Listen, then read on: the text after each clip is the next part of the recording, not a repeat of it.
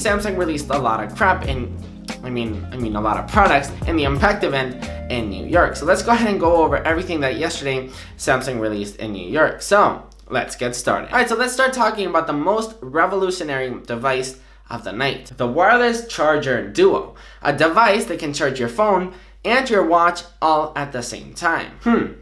I wonder where they got that from. Samsung also released the Samsung Galaxy Watch, which basically the main feature of this watch is LTE connectivity.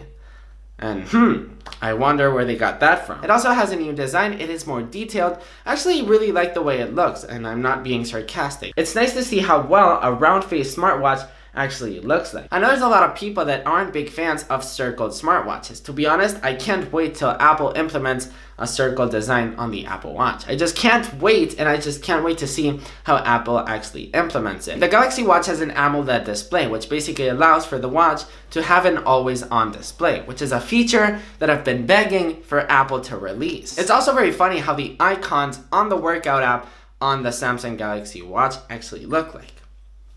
Yeah, like just look at them.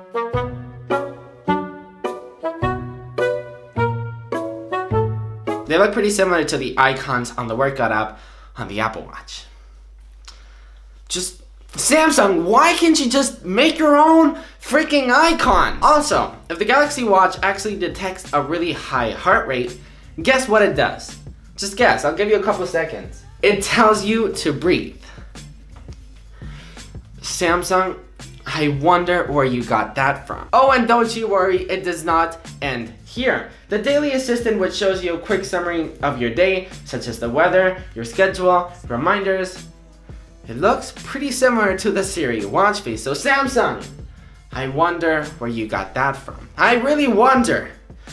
I really do. The Galaxy Note 9 was also released, and to be honest, I can't really rant on it too much because I'm actually pretty happy with the features that they have made with this phone. Well, I mean, apart that the iPhone X is actually faster than the Note 9, which is just funny and ridiculous, here are the new features on it. And starting off with a 4,000 milliamp battery. That battery should seriously take you throughout the whole day. And also the storage. The storage can get up to 512 gigabytes. The S Pen also got some improvements, and starting off, it's actually Bluetooth now. So now it's actually a smart stylus, you can call it. So now it actually has a button. So for example, it can actually be used for a lot of things, which I actually really like these features.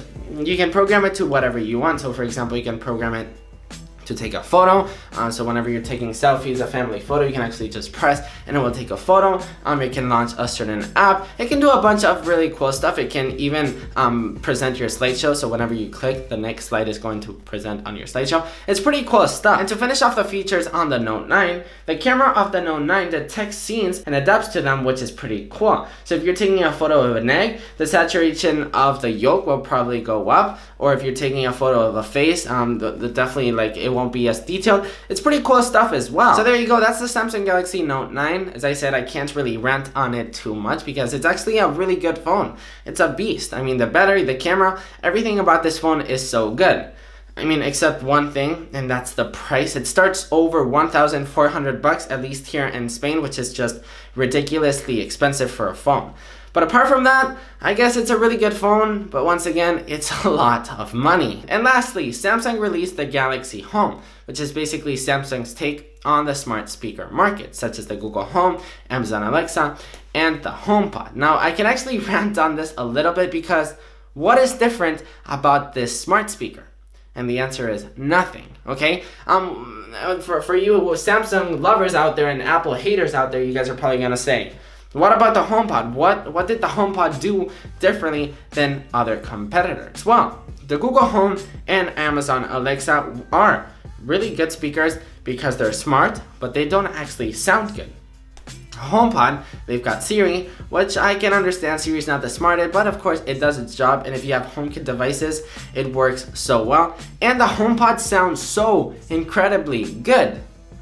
So what did Samsung do new this time? They literally just copied Apple's strategy with this. I'm not trying to diss on it, I'm just saying, like, Samsung just totally copied Apple's strategy on selling this thing. I mean, it sounds good, and Bixby is smart, which that's another problem. Bixby sucks, and I think we can all agree that Bixby is the worst voice assistant out there. I think we can all agree with that. Let me know in the comments what you guys think of Bixby, but I've tried on my Samsung Galaxy S9, and it's not too good. And to be honest, I don't really know why Samsung copied Apple's strategy on the HomePod, because the HomePod sales didn't do really good. In fact, they pretty much sucked, and that's because the HomePod was really expensive.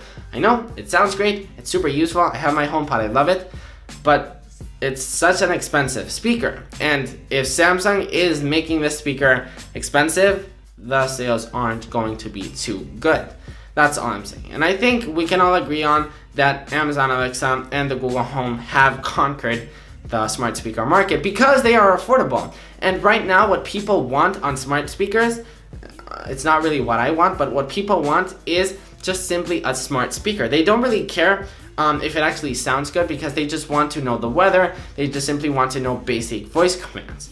To be honest, I'd rather a good sounding speaker and of course a smart assistant, but what the market wants is an actual affordable smart speaker. So we'll see. We'll see the price. We don't really know how much it's going to cost, when it's going to be released. All we know is that they just revealed it to us. We're probably going to get a lot of more information in October or September. So of course I'll update you guys on that, but I'm not too excited about this product. Alright guys, so that's pretty much it for all the ranting that I had to do on yesterday's Samsung Unpacked event. I mean, there was just some things that I'm like, why Samsung? Why did you have to copy it just like that? Such as the AirPower, the Wii Duo, or the Wii Duo wireless charging, whatever it's called, they just simply could have changed the design. But no, of course, they had to stick with Apple's design.